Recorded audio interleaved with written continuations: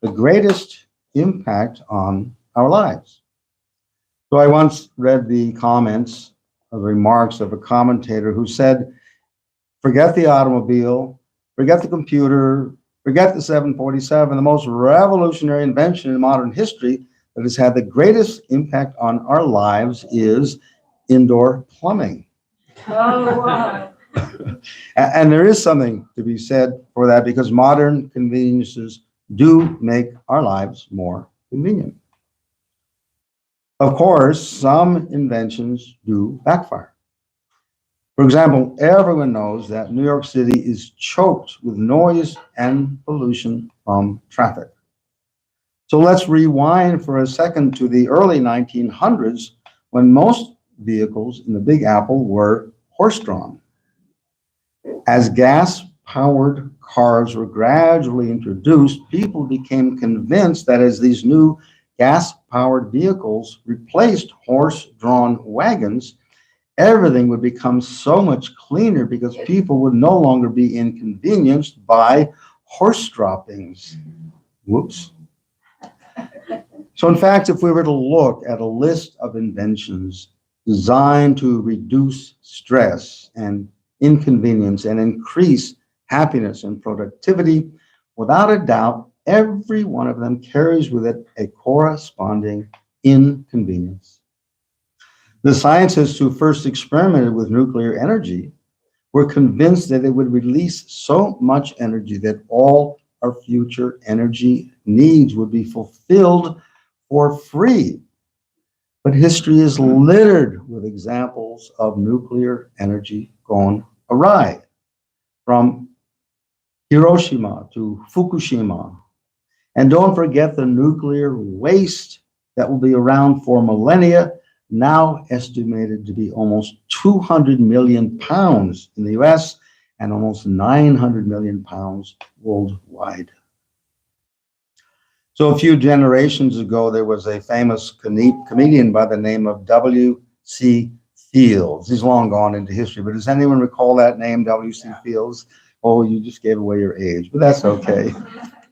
So he died in 1946. So whether it was reality or just his comedic persona, he was rumored to be both misanthropic and alcoholic.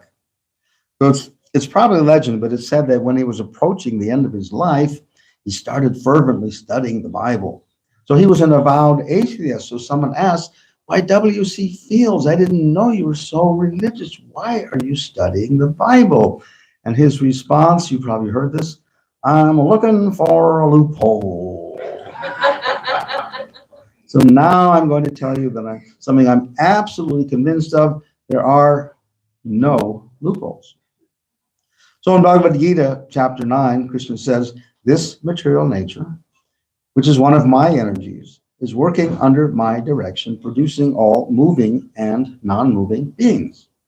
Under its rule, this manifestation is created and annihilated again and again.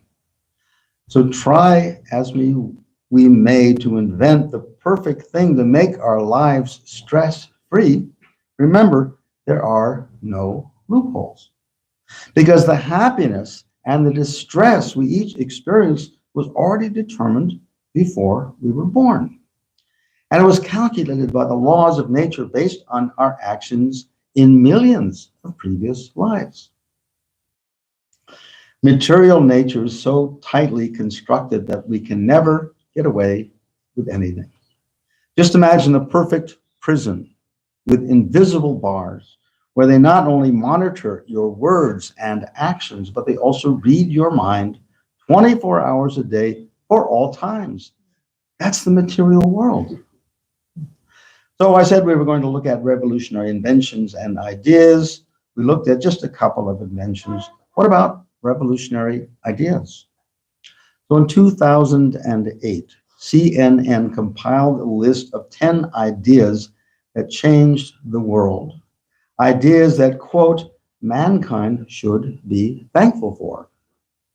And they are, in order, and you don't have to take notes, farming, the understanding of the unconscious mind, relativity, vaccinations, there's a controversial one. Human rights, evolution, the World Wide Web, soap, the number 0, and gravity. Of course, most of society, including CNN, subscribes to what I call the caveman worldview. What's the caveman worldview? Well, it says we humans happened by accident and evolved out of the caves into the disaster we call the modern world, and that human consciousness has never been so advanced as it is today. But if we look at these 10 ideas from the perspective of the wisdom texts of India, we come up with the following. First, farming.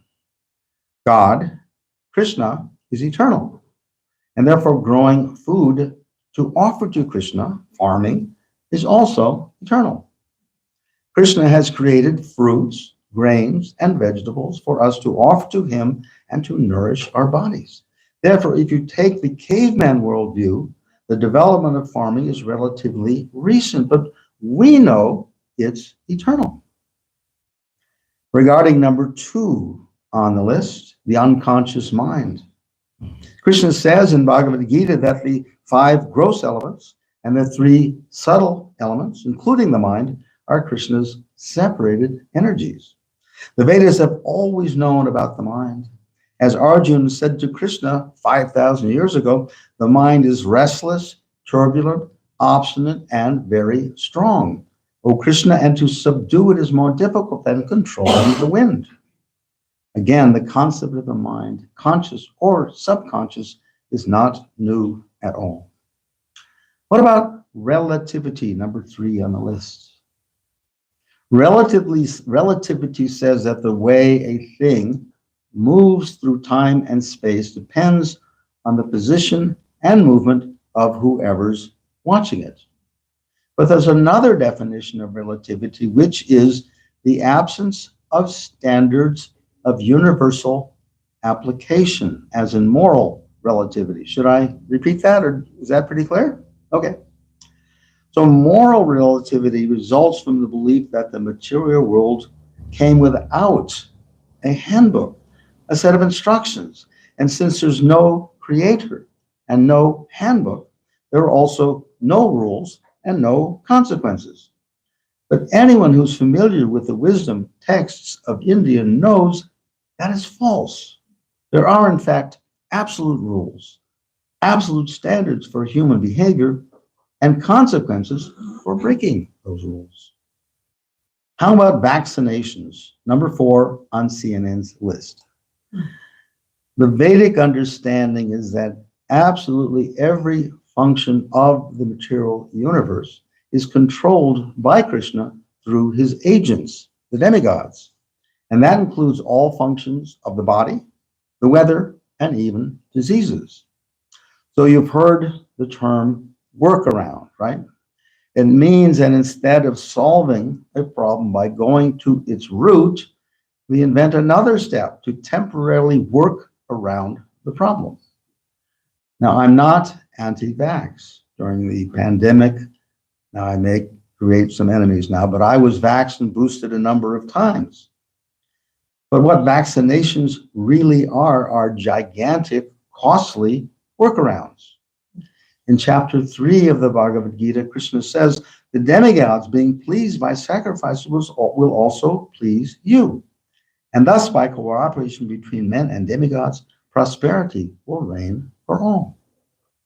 In other words, we hold the power in our hands to completely reinvigorate and renew life on earth if we follow Krishna's rules.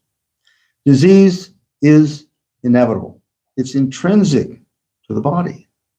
But we can minimize disease by working to please Krishna, by engaging in his service under the guidance of a spiritual master who comes in the line of perfected spiritual masters. If we please our guru, Krishna will be pleased. And if Krishna is pleased, automatically the demigods are pleased. And if the demigods are pleased, our living conditions will improve beyond our imagination. So next, human rights. Number 5 on CNN's 2008 list of ideas to be thankful for. The wisdom texts of India teach us that we have one absolute right, the right to either serve Krishna or to serve Krishna's illusory energy.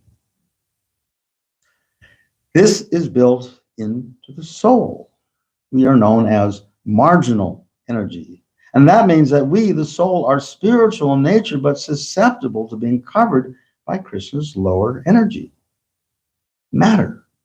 In the words of my god brother, Vaisheshika Prabhu, the spirit soul is, quote, open to suggestion. So the highest human right is the right to act as spirit soul, as eternal loving servant of Krishna. There is no higher right than that. What about evolution? Now, unfortunately, and I'm not going to pull any punches here, the theory of evolution as currently understood is one of the most illogical ideas in recent history. According to that belief, somehow amino acids formed and somehow they combined into proteins, which somehow turned into life.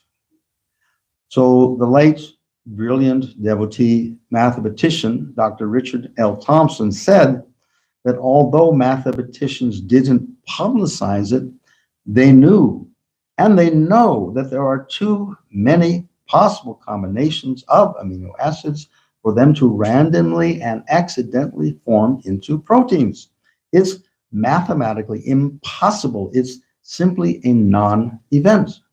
Therefore, if a mathematician is thoughtful and open-minded and just a tiny bit spiritual, he or she cannot support the modern theory of evolution.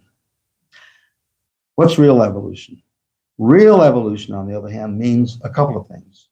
It means that after falling from the spiritual atmosphere, the spirit soul gradually evolves through 8.4 million species of life until he reaches the human form of life, where he can finally choose his next destination.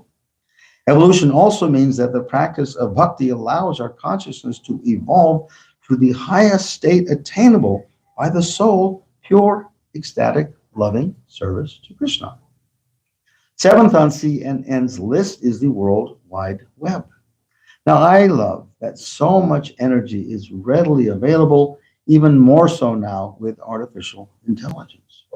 But a 2019 study by the website Broadband Search estimated that 30% of all internet traffic is related to, can you guess it? Pornography. Now, the human body is a tremendous gift, a beautiful marvel of God. Unfortunately, it's because pornography depicts an unrealistic, unattainable level of beauty that it's so enticing, distracting, and misleading. And it reinforces the illusion that lasting pleasure is available through the material body. And if you think about it, all those beautiful bodies are actually meant to bring joy to Krishna. They're not meant for our pleasure. This is not a moralistic judgment, but pornography is not in our highest interest because it leads us deeper into the web of material identification, the illusion that we're this body and mind. It may relieve a temporary itch, but the cost can be very high. How about soap? Number 8 on CNN's list of 10 things to be thankful for. This is such an interesting random list, but anyway, all I can say is you don't know what clean is until you've witnessed Brahman culture or Krishna culture. From rising well before sunrise, to taking 2 showers a day, to keeping separate utensils to cook for Krishna, to cleaning our home daily, the list is endless. I have nothing against soap. I use it many times a day. But Western culture can't compare to Vedic culture when it comes to cleanliness. Our spiritual master, Prabhupada, emphasized again and again that cleanliness is next to godliness. 9th on CNN's list is the number 0. Now, Prabhupada taught us that all our material accomplishments are simply a long string of zeros unless we put the one of Krishna in front of them, at which point they take on real value. And my godbrother, Hridayananda Maharaj, explained further that a 1 in front of 6 zeros is worth 10,000 times a 1 in front of 2 zeros. Therefore, the greater our accomplishments, the greater influence we may have to bring others to pure God consciousness. So don't minimize your material accomplishments, because these so-called zeros take on great value when used to serve Krishna. And finally, number 10, gravity. So gravity is defined as the force that attracts a body towards the center of the earth or to another body. We could say that Krishna is the possessor of all gravity, since the name Krishna means all attractive. In the Bhagavad Gita, Krishna says that everyone follows his path in all respects. Since Krishna is the source of all energies, spiritual and material, even if we're attracted to his illusory Maya, indirectly it's Krishna we're attracted to, because Maya is nothing more than Krishna's lower energy.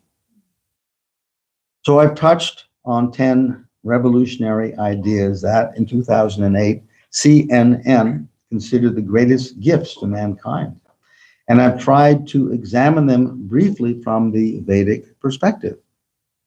This brings me to the most revolutionary idea of all, one that I've mentioned several times, and that is the understanding of who or what we really are. Namely, we're not this material body or mind.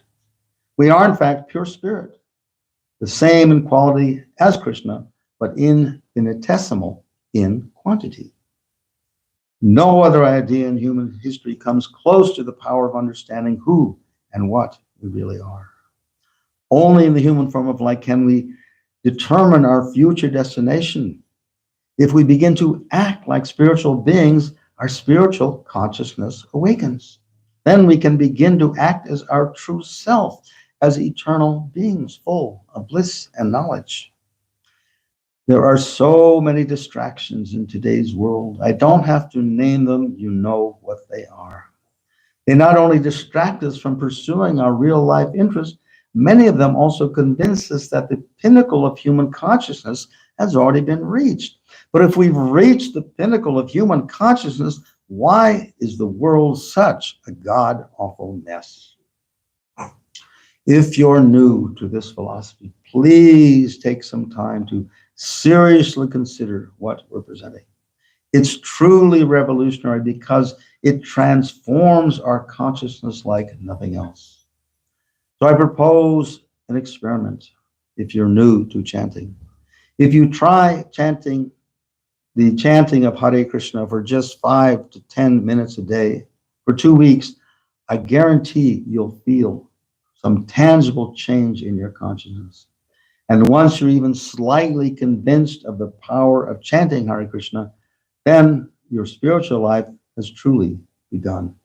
And that is something to be thankful for. Thank you very much. Hare Krishna.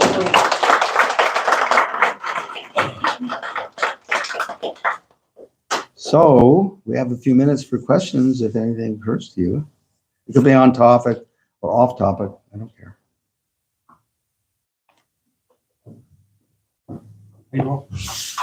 Oh, yes. Hare Krishna. This is our resident doctor, naturopath. He's so skilled. What does the Hare Krishna Maha Mantra mean? What does the Hare Krishna Maha Mantra mean?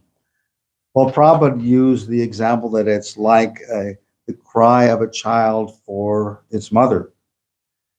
Specifically, Hare refers to the energy of Krishna, Srimati Radharani. Krishna is God, the all-attractive, and Rama means Krishna, the source of all pleasure. So by chanting Hare Krishna, then we're linking up with Krishna, with his topmost energy, Krishna the all-attractive, and Krishna the source of all pleasure. And the chanting has a transformative effect on our consciousness. Prabhupada would say, and by the way, that is Prabhupada, to my left, to your right, our beloved founder. He would say that when you chant Hare Krishna, Krishna is dancing on your tongue. And perhaps some or all of you felt the potency of chanting just a half hour. I was thinking this is the true United Nations. We had a Nepali, an American, and an Iranian.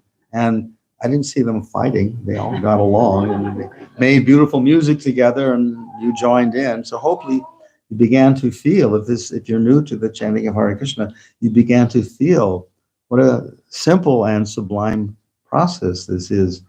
There was one young man who came through, and he was here in the evening, he was going the next morning, and I said, "What are you going to do?" And he said, "Well, right now I'm dedicated to hopping the rails." And but he's not a hobo, he's doing this voluntarily. And I said, "Aren't there a lot of drunks?" He said, "Well, yeah, there are a fair amount of drunks and so forth. But anyway, he's just doing it for he says he wants to get to the warmer weather." I said, "You have a little time on your hand when you're, in the boxcar." He said, "Oh, lots of time." I said, "Here, take this mantra." And the devotee brought a mantra card for him, and he promised me that he was going to chant Hare Krishna.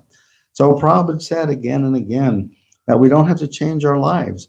We just need to add the chanting of Hare Krishna. And if there are any changes that are needed, Krishna from within, he will make adjustments. He will make adjustments in our consciousness, often in our external life circumstances, to make things work. If we have patience, if we have a little bit of belief in the power of chanting Hare Krishna. And of course, how is that gained? Well, we chant, and if we feel something, then our belief strengthens, our faith strengthens. And so that we chant with more conviction, and then ideally then our faith grows. And it's this sublime cycle, not a vicious, but a sublime cycle of spiritual growth. So it's a wonderful practice. Oh, we have a little more time. And I invite you, if you haven't, to already try. And if you have chanted and are familiar with chanting, well, you're another kind of proof because you've come back for more. So it's such a wonderful practice. It's free. There's no charge for the mantra. It's voluntary.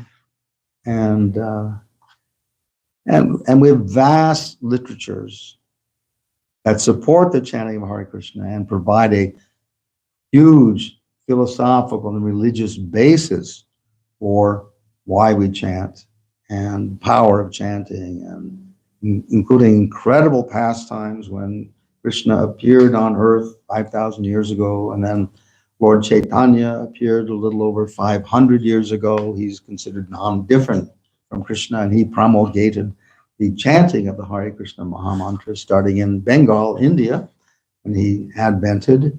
And then our beloved spiritual master brought it to the West, and it's now become a powerful worldwide movement. Do we have a ways to go? You bet. So if you feel inspired, then, please participate, utilize your talents. It could be your intelligence, your inspiration, your funds, your labor, anything that you want to help bring others to this sublime and divine practice. And it's so transformational, it's so powerful. You will not regret it. All right, anything else? Okay, well, yes. You were talking about material advancement, but we can see that now people live longer, they live in better circumstances. So how is that, talk, how is that, not progress? Right. So Sandamani said that people are living longer and in better circumstances. That seems to my talk seemed to contradict that. Okay. So the Vedas divide the four great ages, the great ages into four. Satya Yuga, the age of truth. Treta Yuga, where religion declines. Dwapara Yuga declines further, and now we're in Kali Yuga. And so, I do acknowledge that there is some power to modern science, and it has helped deal with diseases, and it may have helped increase our longevity to a certain degree, but in the long run, the power of Kali Yuga to cause things to contract and shrink and become more miserable and unhappy and disturbed and whatever. No branch of science will be able to overcome that. So yes, we may be seeing a temporary increase in longevity and health and so forth. But if there's an increase in health, why do 1 in 2 Americans die from heart disease and 1 in 3 Americans die or at least suffer from cancer? So there are some positive signs, and if you look, there are many, many negative signs as well. So what we want to do is not deny that there's some value and power to science and to the, certain aspects of the material world, but to understand that what we really need to attach ourselves is our true nature, which is Krishna's nature, which is pure spirit. And that is what will bring us real happiness. And, longevity, we will die. And the way not to die, the body will die. Do you know what death is? When the body becomes uninhabitable to the soul, that is what death is. So the goal really is to elevate our consciousness to the point where we're not afraid of death and we don't even experience death. We just, like if we walk out of this room into another room, that's what death is for the self-realized soul. And so that should be our real focus. Yes, appreciate that which is worthy of appreciation in this world, but really attach ourselves to God, to Krishna, to self-realized souls, to Vedic literatures, and make this the foundation for your life. Okay? All right, well, I notice no one's asleep. I appreciate that. So thank you very much.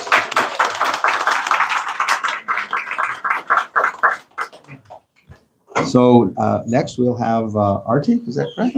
Yes, and then that's 6:30, which is now, and then at 7 o'clock, wonderful vegetarian feast. So thank you.